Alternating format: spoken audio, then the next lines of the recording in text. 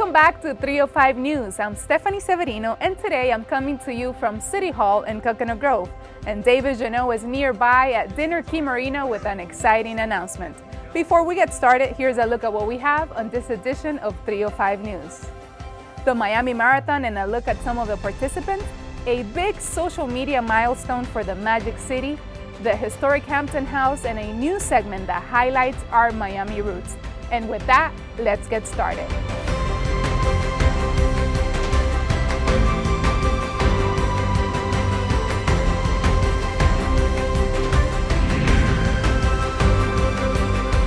Let's begin by taking a closer look at key agenda items from last week's City Commission meeting and special meeting on redistricting. The special meeting was indeed all about redistricting, a mandatory process that happens every decade in line with the U.S. Census. It will result in changes to current commission district boundaries. Last week's meeting gave us the first glance at preliminary redistricting plans in the Magic City. The Commission is very mindful of keeping existing communities intact while achieving the goal of balancing the districts with the voters. It is our goal to make sure we have as much public input as possible in this process.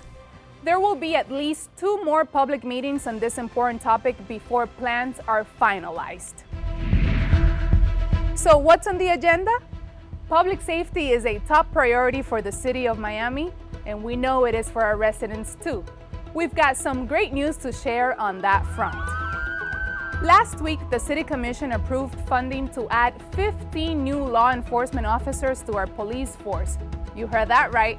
That's 15 new ways our neighborhoods will become even safer for all. And these officers will be specifically assigned to the task of enhancing our ability to respond to calls of individuals that are in mental crisis. Sticking with the public safety theme, the city is working with a local community redevelopment agency to boost police services in a growing part of Miami's urban core. Last week, commissioners accepted $600,000 from the Southeast Overtown Park West CRA to boost police services there. That means enhanced police services are coming to historic Overtown. And what that means is we're going to be getting about $125,000 to buy equipment, and the remainder is going to provide about 10,000 hours of police coverage. So we're really looking forward to being able to put those extra officers on the streets and keep our Overtown, our historic Overtown community, much safer. Good news for those neighborhoods, indeed. Now to David Janot with a special announcement about a new segment coming to our City of Miami programming lineup. Yes, that's right. For your viewing and learning pleasure, we're bringing back the segments that you know and love, like Miami Eats, Miami Made, and of course, Evergreen Miami.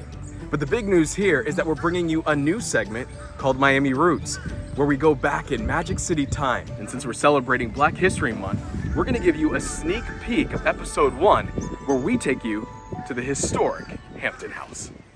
You may have seen the Amazon original movie, One Night in Miami, or you may have seen the drama unfold on stage before its cinematic debut. But to really grasp the power of that story, you'll have to step foot at where it all took place, at the historic Hampton House. The historic Hampton House is truly a special place here in the 305. Now you can catch the whole episode when Miami Roots officially debuts next week. Stephanie? Thanks for that, David. And yes, the Hampton House is a very important piece of Miami's history. Miami Mayor Francis Suarez is going to be walking and running with them today.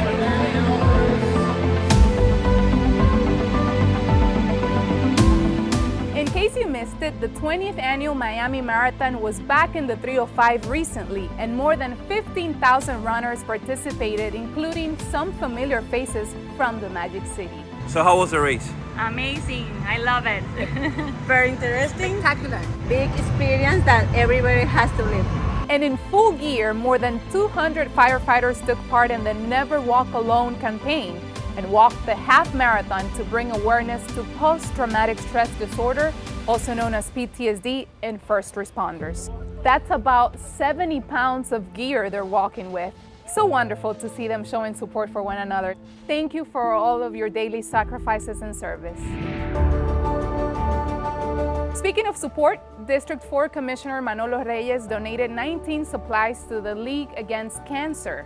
During the last few years, Commissioner Reyes has stayed close to the organization to help address the needs of the most vulnerable people in the middle of this pandemic. It is very important to come and help them, and I really hope that nobody needs those treatment, but we got to make sure those people that don't have the means to pay for them, that they have a place that they can come and be treated.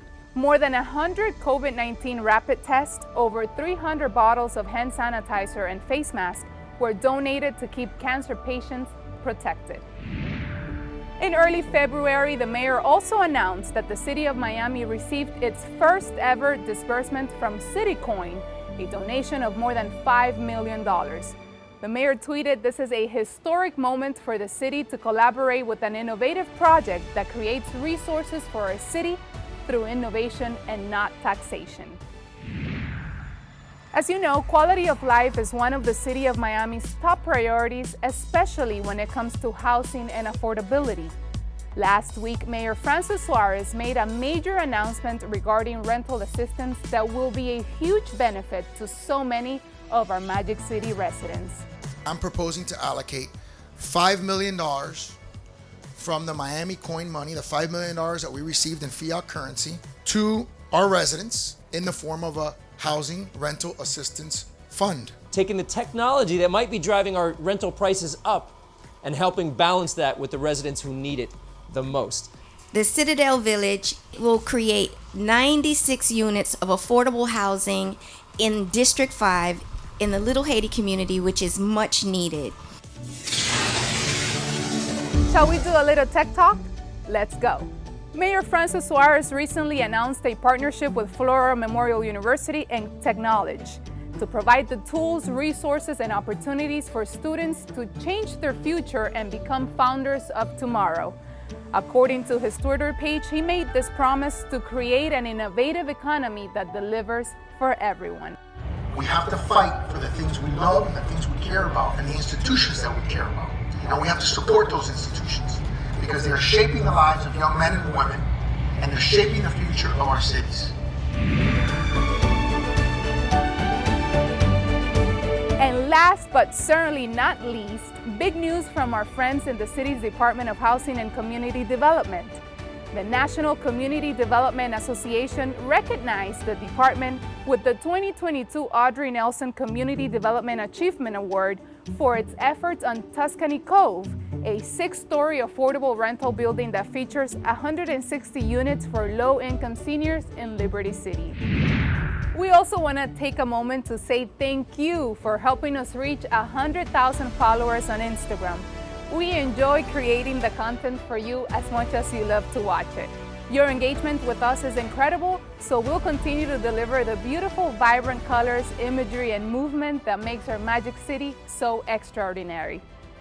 Thank you all for tuning in to this edition of 305 News. Remember, you can stay up to date with the latest happenings in the Magic City. Follow the City of Miami on all of our social media platforms, and be sure to like, share, and subscribe. Thanks again for watching, and we'll see you next time on 305 News.